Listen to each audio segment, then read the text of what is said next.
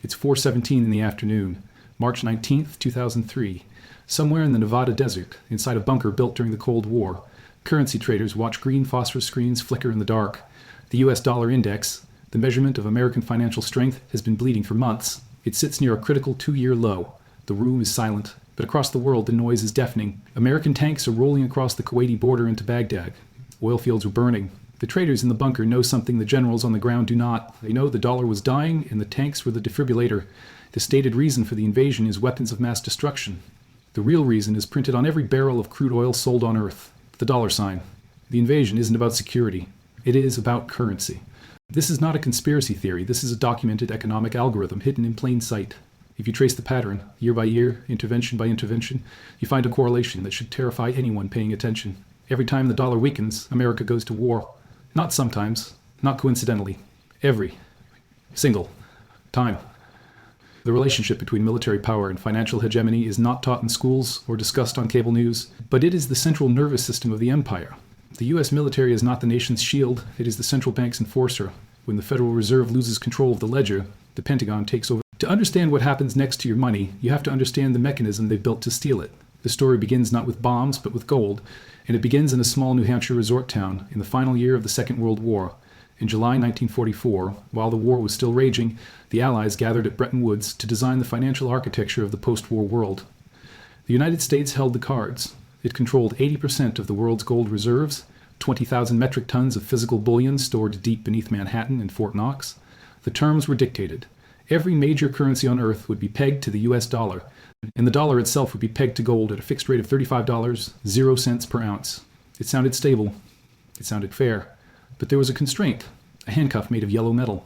The system only worked if the US didn't print more paper dollars than it held in physical gold. But empires required deficit spending. By the mid-1960s, the math had broken. The United States was flooding the world with paper dollars to finance 2 massive projects simultaneously: the warfare in Southeast Asia and President Lyndon Johnson's Great Society welfare programs at home. Guns and butter, war and welfare. Both required printing money the US didn't actually have. Someone noticed. Charles de Gaulle, the president of France, realized the United States was running a con. He declared that America was paying the world with checks it could print at will, exporting inflation and extracting real goods in exchange for paper. Then he did something no one had dared to do. He ordered French naval vessels to sail to New York and collect France's gold. The ships arrived. The gold was loaded. The message was sent. A bank run was forming, not on a commercial bank, but on the United States itself. By 1971, the situation was terminal. Foreign central banks held 4 times more dollar claims than the US could possibly honor in gold. The emperor had no clothes. Facing the choice between draining the vaults or defaulting, President Richard Nixon chose default. On August 15, 1971, Nixon announced the temporary suspension of convertibility. Temporary, he said. It has been 54 years. What Nixon didn't say is that this was the largest sovereign default in human history. Every central bank holding American dollars had just been robbed. The dollar was no longer as good as gold. It was paper backed by nothing but the promise of a government drowning in debt. The default created an existential crisis. If the dollar wasn't backed by gold, why would anyone hold it? Without global demand for dollars, the US couldn't pay for the imports its economy depended on. The standard of living was about to collapse. The solution wasn't found in an economics textbook. It was found in a desert kingdom through a secret negotiation that would reshape the world. In early 1974, U.S. Treasury Secretary William Simon flew to Saudi Arabia with classified instructions. The deal that emerged was elegant in its brutality. The United States would provide unconditional military protection to the House of Saud, insulating the royal family from all enemies, foreign and domestic. In exchange, Saudi Arabia agreed to one simple condition: price all of its oil exports exclusively in U.S. dollars. Not gold, not the yen, dollars. This was the birth of the petrodollar. The mechanism was revolutionary because it created a structural, non-negotiable demand for American currency. Every country on Earth needed oil, and because every barrel was priced in dollars, every country had to obtain dollars to survive. But the genius was in the second part of the deal. Saudi Arabia agreed to recycle its surplus oil revenues by purchasing U.S. Treasury bonds. Consider the closed loop. The U.S. prints paper money. It uses that paper to buy oil. The Saudis receive the paper, but instead of spending it elsewhere, they lend it back to the U.S. government by buying debt. The money returns to New York to finance the very deficit that created it. It was a perpetual motion machine of imperial finance. The world produces, America consumes. And the difference is financed through a system where everyone must hold the currency America prints. The dollar had been transformed from a gold-backed currency into an oil-backed currency. But unlike gold, which is finite and must be mined from the earth, the U.S. could print dollars infinitely. This system allowed the American military to operate globally without fiscal constraint. It worked perfectly for decades. But it relied on one fragile assumption, that oil would only ever be sold in dollars. The moment that monopoly is challenged, the machine stops. And when the machine stops, the empire doesn't send bankers to fix it. It sends bombers. If you overlay a chart of major U.S. military interventions on top of a chart of the U.S. dollar index, you don't see randomness. You see a heartbeat, a rhythm, a desperate pulse. This relationship isn't just an observation made by internet theorists. It is hard science, documented in the cold calculus of academic econometrics. In 1987, economist Vittorio Grilli published a landmark study in the Journal of Political Economy. His analysis identified a co-integration relationship between U.S. military spending and the real exchange rate of the dollar. Translation: when the military machine turns on, the currency goes up. More recently, dynamic economic models developed by researchers like Pfluger and Yared have confirmed this mechanism. They demonstrated that a hegemon experiencing fiscal stress, like the United States is today, must increase military signaling to reassure bond markets. The logic is brutally simple. When a dominant power is drowning in debt, it must prove to its creditors that it is still capable of enforcing the global order. It must demonstrate that it can defend its currency dominance and punish anyone who bets against it. This isn't conspiracy. This is peer-reviewed research, hidden in plain sight. To understand why this happens, you have to think like a global fund manager sitting in London or Tokyo. When the world is at peace and geopolitical waters are calm, capital is brave. Investors diversify. They move money into emerging markets, into the euro, into gold, seeking higher returns. They sell dollars. And when they sell dollars, the U.S. borrowing costs rise. But when there is chaos, when missiles are flying and supply chains are breaking, capital becomes cowardly. It flees to safety. And for the last 50 years, safety has been defined as the U.S. Treasury bond. The United States has discovered a perverse incentive structure. Peace is expensive. Chaos is profitable. Let's look at the tape. The pattern is undeniable once you know what to look for.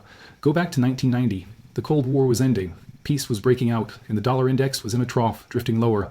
The Gulf War in 1990 and 1991 didn't just liberate Kuwait. It reminded the global energy market exactly who controlled the flow of oil. The dollar stabilized. Fast forward to 1999, the Asian financial crisis had just shaken the world, but a new threat was emerging in Europe, the euro. The dollar was showing weakness again. Suddenly, the U.S. was leading a NATO bombing campaign in Kosovo, right on Europe's doorstep. Instability in Europe makes the dollar look strong by comparison. Then came 2001.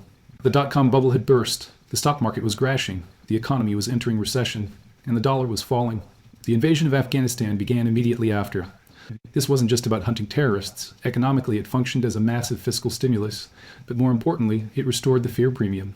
Global investors, watching the U.S. military project power halfway across the world, received the message. Holding dollars was still the safest bet in a dangerous world. The correlation holds through the decades. Every major kinetic intervention in the post-1974 petrodollar era has occurred either during a period of dollar weakness or in direct response to a challenge to the currency system. This brings us to the most uncomfortable realization of all. The safe haven status of the dollar is not a natural law. It is an engineered product. The United States acts as both the arsonist and the firefighter. First, the U.S. initiates or escalates a conflict, creating geopolitical fire. Then, as the world panics, the U.S. offers the only water available, the U.S. dollar. The mathematical logic is brutal. The U.S. is incentivized to create conflict not because it wants war, but because war is the mechanism that restores demand for its currency. Every geopolitical shock drives capital into dollars. When you realize this, the nightly news looks very different. War is no longer just a failure of diplomacy. It is the continuation of monetary policy by other means. And in the early 2000s, two leaders tried to opt out of this game. They didn't just want to diversify their portfolios. They wanted to delete the dollar entirely. What happened to them wasn't policy. It was an execution. The petrodollar system is parasitic, extractive, and remarkably stable. For 27 years, from 1974 to 2001, no major oil producer dared to challenge it. OPEC nations understood the unwritten rule: price oil in dollars or face American wrath. But in 1999, the game changed. The European Union launched the euro. For the first time since World War II, there was a legitimate alternative currency with enough economic weight to compete with the dollar. And one man decided to use it. In November 2000, Saddam Hussein made an announcement that received almost no coverage in the mainstream American media. He declared that Iraq's oil exports, worth approximately $40 billion, 0 cents annually, would henceforth be priced and paid in euros, not dollars. From a purely economic perspective, Saddam was right.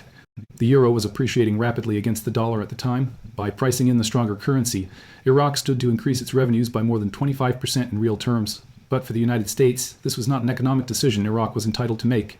It was an act of financial war. Iraq was OPEC's second biggest producer. If Saddam's currency switch succeeded, the contagion risk was catastrophic. What if Saudi Arabia followed? What if Iran moved its 4 million barrels per day to euros? The structural demand for dollars would evaporate. Foreign central banks would dump their dollar reserves and the U.S. bond market would implode. The response was methodical. Intelligence agencies manufactured narratives about weapons of mass destruction and ties delayed, claims that were later proven to be systematically exaggerated or outright fabricated. The invasion began in March 2003. Baghdad fell within 3 weeks. And here is the smoking gun that most history books omit. By May, the Coalition Provisional Authority issued Order Number 39 and Order Number 42. What did these orders do? They didn't find WMDs. They reversed Saddam's currency decree. Iraqi oil sales were immediately returned to dollar-denominated accounting. The U.S. forced Iraq to sell in dollars, even though the euro was the stronger currency at the time. This wasn't about maximizing revenue for the Iraqi people. It was enforcement. It was a signal to every other oil producer on earth. Defect from the dollar and your regime ends. The message was received. The system held for another 8 years. But in 2011, as the dollar hit historic lows following the 2008 financial crisis, another leader made a move. Muammar Gaddafi of Libya proposed something that terrified Western banks even more than the euro. Gold. Libya held 143.8 metric tons of gold, valued at over $6 billion, 0 cents. Gaddafi's plan was to create a pan-African currency, the gold dinar, backed by this physical bullion. This wasn't a vanity project. It was a direct assault on the monetary order.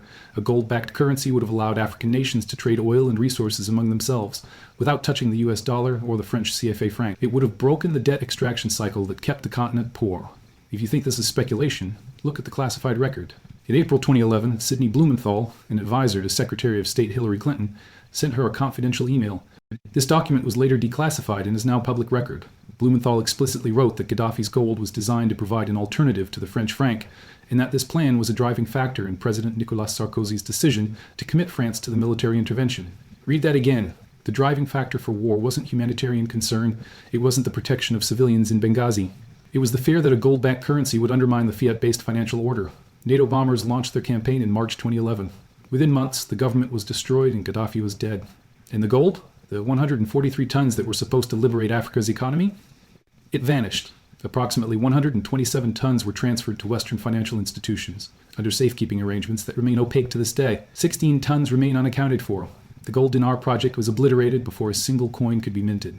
2 interventions, 2 currency threats, 2 regimes destroyed under false pretenses. The pattern is undeniable, but the story accelerates dramatically after 2014 because the next challenger isn't a desert dictatorship. It is a nuclear-armed superpower, and this time the US cannot just send in the Marines. The destruction of Iraq and Libya bought the system time, but it did not fix the rot, and in 2022 the United States made a decision that future historians will likely cite as the moment the dollar officially died. In February 2014, Russia annexed Crimea. The US responded with standard sanctions, but in February 2022, following the invasion of Ukraine, Washington deployed the nuclear option of finance. The United States and the European Union froze $300 billion, 0 cents in Russian central bank reserves held in Western financial institutions. Let that sink. $300 billion, 0 cents. This wasn't seized as spoils of war after a military defeat. It was frozen by administrative decree. For decades, the global financial system operated on a core assumption. The dollar and the euro were neutral assets. Even enemies held them because they were safe property. Switzerland had maintained this neutrality for centuries. But on that day in 2022, the neutrality myth was shattered. The central banks worldwide received an unmistakable message. If you defy U.S. geopolitical interests, your national savings can be confiscated overnight. The dollar ceased to be money. It became a weapon. And the unintended consequence was catastrophic. Instead of isolating Russia, the sanctions functioned as a forcing mechanism for immediate de-dollarization. China observed this in horror. Beijing recognized that if it ever entered into a conflict over Taiwan, its $3 trillion, 0 cents in dollar reserves would be zeroed out. The reaction was swift. The People's Bank of China began systematically reducing dollar holdings and diversifying into gold and hard assets. Russia's gold reserves grew from 1,000 metric tons in 2014 to 2,000, 300 metric tons by 2022, but defensive measures were just the start. They began building an offensive weapon, the petro-yuan. By 2023, the Shanghai International Energy Exchange was trading over 100,000 yuan-denominated oil contracts daily. Russia and China signed massive oil deals priced entirely in local currencies.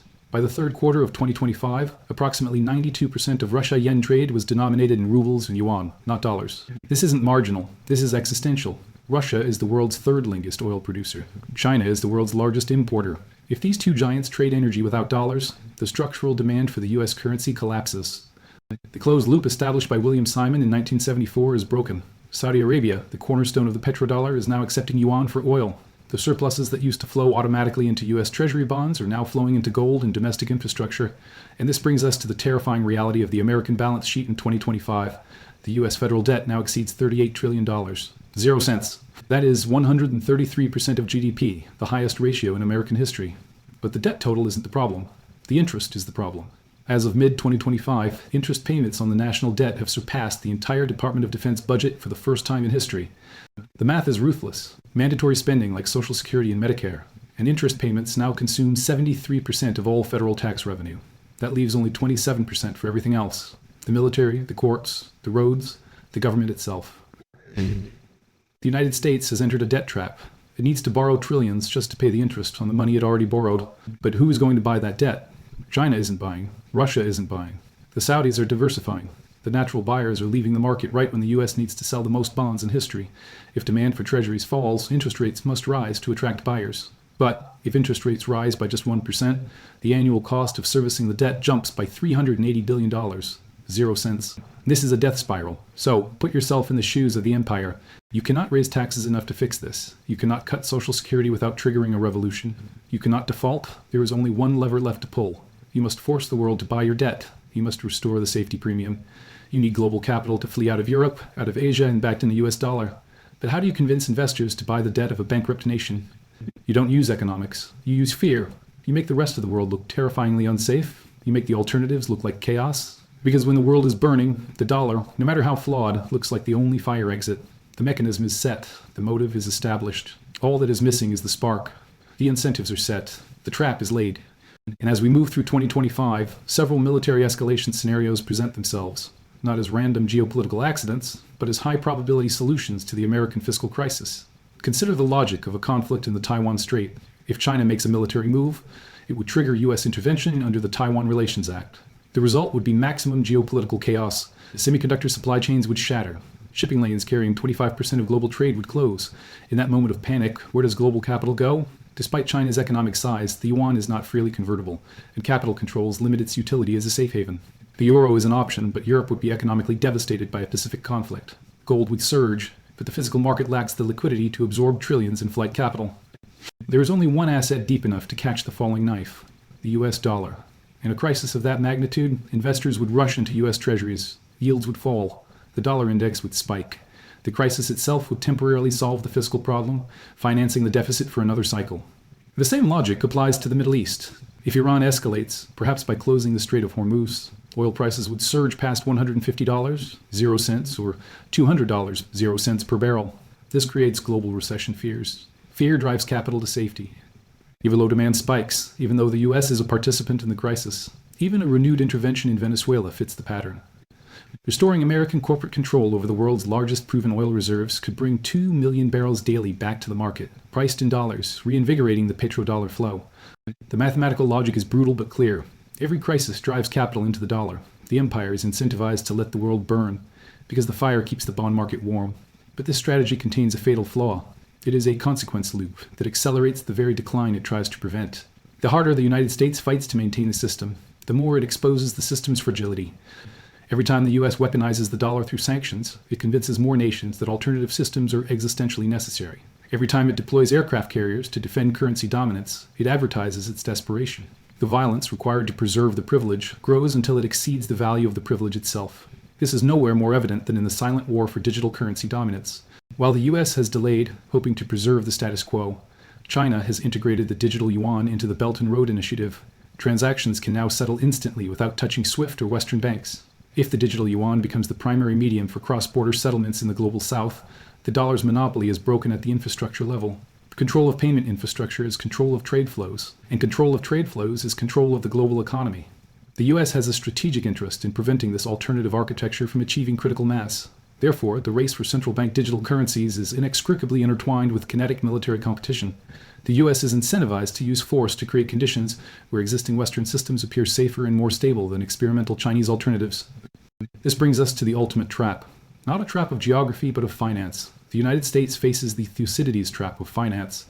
Ancient historian Thucydides concluded that the Peloponnesian War was inevitable, not because of specific grievances, but because of Sparta's structural fear of rising Athenian power.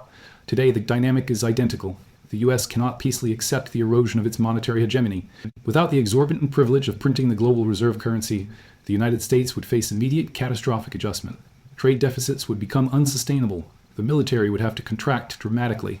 The domestic standard of living would collapse. Entitlement programs would require massive cuts, or taxes would have to double. No democracy votes for that kind of austerity. No political leadership could survive advocating for it. Therefore, escalation becomes the only politically viable path.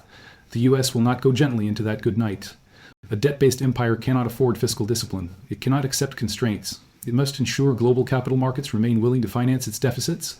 And if persuasion fails, if economic logic fails, it will enforce that arrangement through the only mechanism left that still commands absolute respect: violence. The period from 2025 to 2035 will likely witness the most intense competition since the Cold War.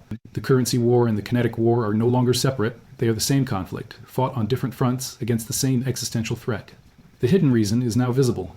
America goes to war when the dollar weakens, because the dollar is America.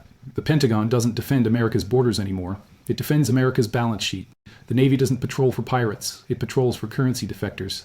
The Air Force doesn't protect cities. It protects the payment system. The wars you see on television are not about the reasons given in press conferences. They are just the visible symptoms of a dying currency system. They are about the mechanisms that allow one nation to consume more than it produces, and enforce that arrangement through violence when persuasion fails. The system requires blood to stay solvent. The empire is not defending democracy. The empire is defending the spreadsheet, and as long as the spreadsheet depends on the dollar, and the dollar depends on fear, and fear depends on force, the wars will continue until either the system changes or the empire does.